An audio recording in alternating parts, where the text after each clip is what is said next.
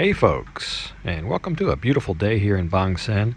I'm actually on my way out of town today. If you can see those lush green hills or mountains in the background there, that's kind of where we're heading. And we're going somewhere a little bit special today, and we're going to meet somebody pretty special. Because what we're going to talk about today is soy dogs. And if you've been to Thailand, you probably realize that, like them or not, they are kind of part of Thai society. There are street dogs that are kind of run wild, I guess, on the street a little bit. And you may have had experiences with them. You may not have. You may have heard other people's experiences with them. I think there's a lot of bad press out there myself, but that's just my opinion. But today we're going to try to go over maybe some best practices of how to avoid, the potential dangers that situation may present. So let's get into it and start talking about that. So maybe you're out for a morning walk. One of my favorite activities in Thailand, one of my favorite pastimes. And maybe you come across some of these.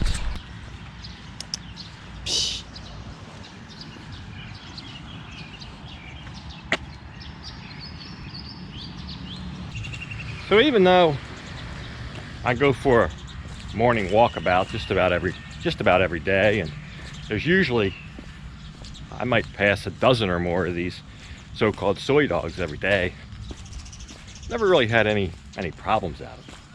Occasionally maybe a bark, but the worst I get is a growl. But that doesn't mean that there aren't dangers, and that doesn't mean there aren't a lot of people that will tell you stories about encounters and so forth. So I could only tell you what I do and how I kind of avoid any kind of potential dangers. But I'm nobody to tell you that. I'm just a regular guy. I'm no more qualified than the man in the moon to tell you that, actually. But I think I know somebody who is qualified. So let's go talk to him. So meet Michael.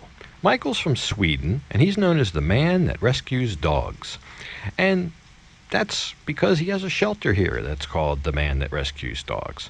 And he's an expat like me, although he's been here almost 2 decades. He's been feeding soy dogs on the street going on 10 years, and he's had this shelter set up that he's actually still working on, I guess for about 3 years.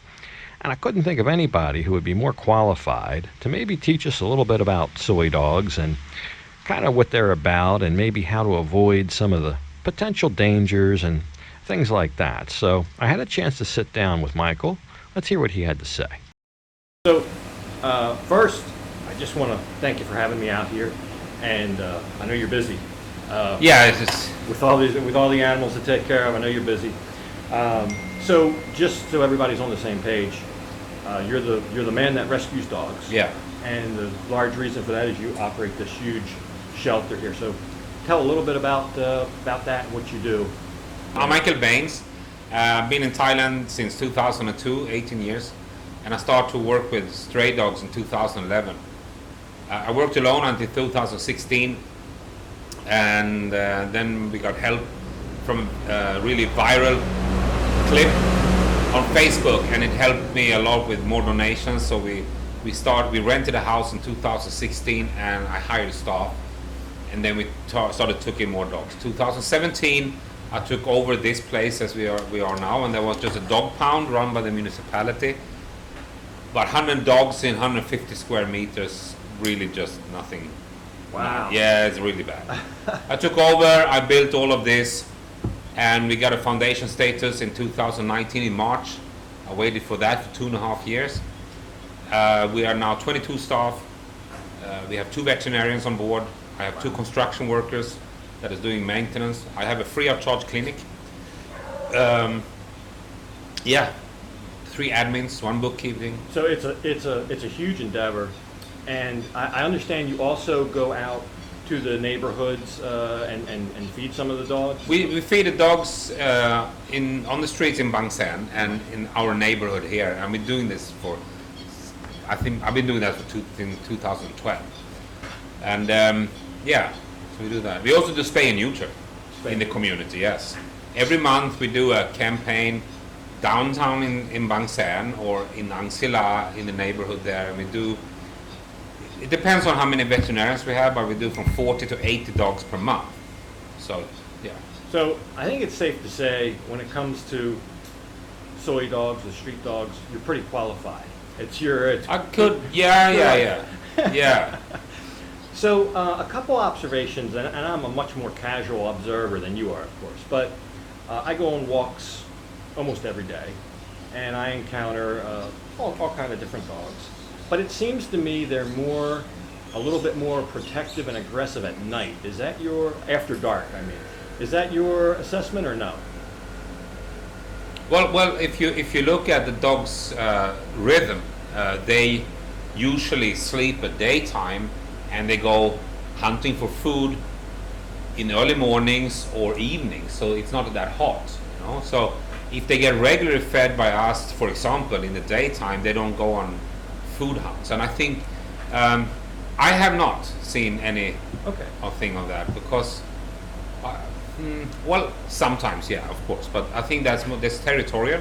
Maybe they have puppies, newborn puppies there. They want to protect their family, or food issue. So, do you notice any difference? Because it seems to me also, like I said, these are just casual observations. Everybody's experience is going to be different. But when I'm walking, they don't seem to bark or anything as much. But I see them bothering bicycles more, like a motorbike, a slow-moving motorbike. Not cars so much or faster-moving traffic, but like a slow pedal bike or somebody on a slow-moving motorbike. Seems like they're more engaged with those kind. Has that been your experience at all, or no? Yes, we have the dog outside here. His name is Cosmo. He's over there now, and he likes to chase cars really close to the cars, and he was almost hit by a car here. Oh my God. Yeah, he got a wound on his leg, so that was really close. I do think that they are chasing objects because they want to hunt. You know, they have the instinct in them. Yes. And now they don't hunt anymore, but they still have it. Right. And if the dog gets, especially with domestic dogs, if they get food, you know, every day, served with them twice a day, they don't need to hunt, but it's still instinct. Right. I think that's the thing trigger them. They just want to hunt, they want to run. Right. And you have two different kind of hunts. The one is they bark, that's fun, that's playground. Because you don't see, let's say, a tiger running after the prey and make a sound. Right. No. No, they're quiet. They're very quiet. Otherwise they, hey! And then, so, if they bark, that's play. If they not bark, speed up. What about like a growl, like a Well, the growl is also something that dogs that, if they don't know you, if they're insecure, they know that if they growl, you get away, and that's why they do it. If you ignore it, right now I'm involved in a shelter outside Pattaya, called Impong, and it's been inside Pattaya before, but they moved it. There was a dog there. I seen him a few days back. I was there 2 days back, and he was just behind the fence. So I sit down, stay calm with him. I look him in the eyes, but not threatening. And then he's like, "Okay, calm down." He's like, "It's no fun anymore. It's boring, you know." And I saw him yesterday again, and he was inside another closure because they just spayed or neutered him, and he was barking at me again. So I opened the door. I looked at him, and he's like, "Ooh." You know, sometimes I think like dogs as a cartoon. Let's say you have 4 dogs. You are bicycling, and they run after you. Hey, yeah. And then you stop. It's like, me, and they're like, right. What do I do now? what do we do now? This never happened before. I don't know. Okay, let's go. That's what I think it is. You know, but it's more. I think that one is more hunting and a game, and they have nothing to do. They're bored. Let's chase Lucas on his bike. So, being in the business and dealing with so many animals, how many cases or what percentage of cases do you see rabies? In 11 years, I see 1 case. Wow, 11 years. Sorry, in 9 years, I've seen 9 years. one case. That case we took from that shelter I just talked about. Oh. That dog was really sick. We took him in. We had suspected rabies. We took him here, and we had him under observation, isolated from all the other dogs, and he died the next day. Oh. And we sent the dog to the lab. It's a lab in Ban Lamung, and they cut off the head and they checked the membrane, and it was positive for rabies. That's the only case I've never seen, and I've met a lot of dogs. See, because it is hot here, and a lot of times you hear about the dog days of August or places where it gets hot, and that's when animals develop some rabies sometimes. Nah, no, it's a virus. You cannot develop that from nothing. So it's kind of a myth. Of course. So for somebody like me, and the kind of person who likes to go out for walks in the morning or whatever, or in the evening, what's your best advice for them? So kind of how to avoid any kind of danger or engagement with these animals. What should they do? What should they not do? Or how should they act? I mean, for myself, I'm out for a walk. I pretty much don't make any eye contact. I look straight ahead. I walk right through them. I basically ignore them. I pretend they're not even there. That's what I would answer. I pretend they're not even there. Yes. And they kind of look at me with this soft look. Even if they're barking when I approach, the time I get up to them, But you can, you stay calm and ignore them. That's the best thing to do. And if they are, let's say, you walk past them and maybe the mother have a puppies there, you're threatening them. So this is animals. They're not stray dogs. They're not, the scum of the earth. They don't ask to be dumped, or they don't ask to be there. But this is animals trying to survive. So if they have puppies, maybe if you don't see that, but maybe if they bark a lot, go over the street, cross the street. other side of the road. Other side of the road. But otherwise, I would say ignore. Just walk. Just look away. As it's raining. That's what I think. And I think the puppies are the exception. They are there. I know. I just saw yesterday a whole bunch of puppies on my way up to Casa. Cute little puppies. But that is more the exception to see the puppies. I don't see many puppies. There's not that many, no. As I said, for several reasons, because we do spay and neuter campaigns, but of course we miss some dogs. We did Khao Samuk. We have done like three spay and neuter campaigns there. They also now the municipality have brought in a lot of dogs from there because they had this Iron Man and so on. They're not coming back. Right. They're waiting for space here. They're waiting for space here. So ignoring. Don't be. Try not to be scared, and just not to be cocky either. Just walk them and ignore them. They're used to people. These dogs. They're used to them. Pretty much they are. And I always think, I'm not hurting them. They have no reason to hurt me. Exactly. And I go about my business, and they go about theirs. I do see some people, you've probably seen this, that walk with like a stick. Yeah. And I don't mean a walking stick. They're carrying the stick to fend something off. Yeah, now, I would almost understand that for snakes. If it just rained and you're in a wooded area, I might have a stick for if there's a snake there or something. But I think dogs sense that you're carrying something. I think they feel threatened. Yeah. Right. They feel more threatened than if you didn't have anything in your hand. Let's say like this: most of these dogs probably been hit by sticks. Right. Since they were born or threatened to them. So if you have a stick, you are a threat to them. Yes. They understand the stick, and they're going to be more maybe more aggressive, or maybe more afraid. If they're afraid, that could trigger a different kind of response, right? If you have been bitten by a dog when you were a child, you probably bring that with you to the adult age, and you're scared. Yeah. And that's something that you probably cannot take away that easy. It's like if you're scared of flying also. It's something you're scared of. You have to work on that.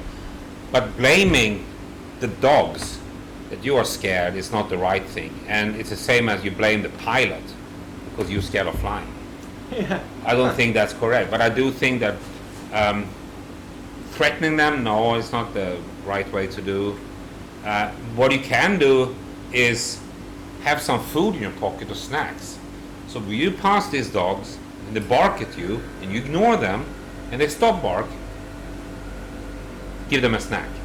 That rewards the behavior. Yeah, and next time they come, hey, that's my buddy Lucas. Hey. So that's one thing. Don't give it to them when they are barking at you. Then they will bark at you all the time. That's good advice. But yeah. So in all your dealings with this, and you just said you attend some of the meetings, what kind of case rate do you hear of actually people being attacked or bitten or something like that? I don't know How rare is actually. that? I don't know. It's probably a lot. It's a lot, but I think that as you said, if you don't hurt them, they wouldn't hurt you. There's always, it takes two to tango. So it is a thing, and you might bring it on yourself. You might get one that had a bad day somewhere. Same as people. Yeah. How much domestic violence in there, road accident, drunk and drive. I think that, but it's unfortunately dogs are something that are in the society here. Unfortunately, but this is not the dog's fault, and we are trying, as my foundation, trying to decrease the amount of stray dogs. I'll tell you, I'll tell you this too, and it's not only your foundation, which is excellent, but there's other ones as well. Yes. But 30 years ago, when I was here, it was hard to look at a lot of these dogs on the street. They were in such deplorable condition. Yeah. They were really. I found it hard to look at them. I come back after not being here 26 years, and I see the dogs on the street, and I say, "Wow, they look healthy." Yeah. Just once in a while, you still see one that's, Yeah. of course, but not like it used to be. And that, I think it's part of the economy has improved, and that's trickled all the way down to the soy dog. And then the other part is people like you who have, in the last 10 years or whatever, started these kind of foundations, these outreach type places. And the situation, I think, is improved by maybe 80%. It's improved a lot, and it's still a long way to go. But yes, you're right. Yeah. Well, look, I appreciate you spending some time with me, and Thank you. we'll take a quick look around, look at some of the dogs. But Yeah, we can have a look. I want to thank you for what you do, Thank you. and keep it up. Good work. I will. Thank you so much.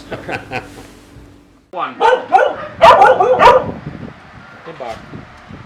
So after the little interview, I actually got the grand tour of the place and actually got to meet some of the dogs. And one thing became quite clear: it takes a lot of time, work, money, and resources to keep this place going. But we can do more. We can help more dogs. And you're giving a job to somebody, too. So these people here, they donate water. So they come here and give back. We have an air conditioning guy. We have helped him with his dogs. He come here and clean the air conditioner for free. So it's give and take. I think that we, in the long run. So yeah, fortunately, it looks like he does get a good deal of help and donations from the community. These folks were here donating a whole truck full of bottled water.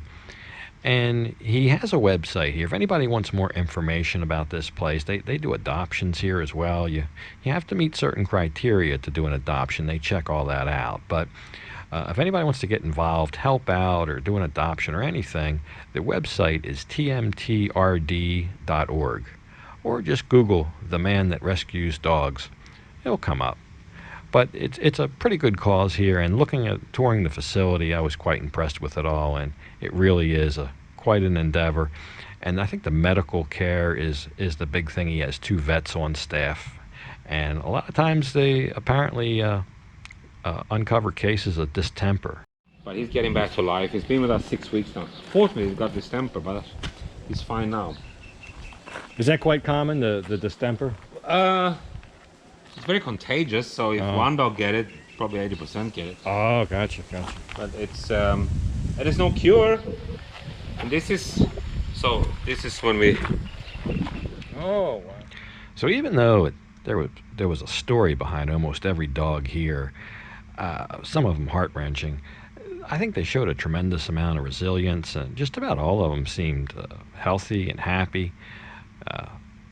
He's done a very good job here, him and his staff. And some of them do have permanent damage. A couple of them are crippled. And he's got wheelchairs for them, these little kind of wheelchairs. Here they are hanging on the fence. And he hooks them up to these twice a day, and they go out for runs while they're strapped up to these things. The wheels act as their legs. So quite inspiring. So I know it's something a little bit different, but I learned a thing or two about soy dogs, and it turns out most of my instincts in dealing with them and how to deal with them were kind of right on. If they seem protective, maybe move over to the other side of the road. Don't acknowledge them. Try not to show any fear. Keep walking, And most of the time, they will leave you alone. If you're not going to bother them, they won't bother you. So that's a little bit about soy dogs. Hope you enjoyed this episode. I'm going to go ahead and leave it off here. And as usual, I'll thank you for watching. And until next time, bye for now. Oh, you and I lift me up.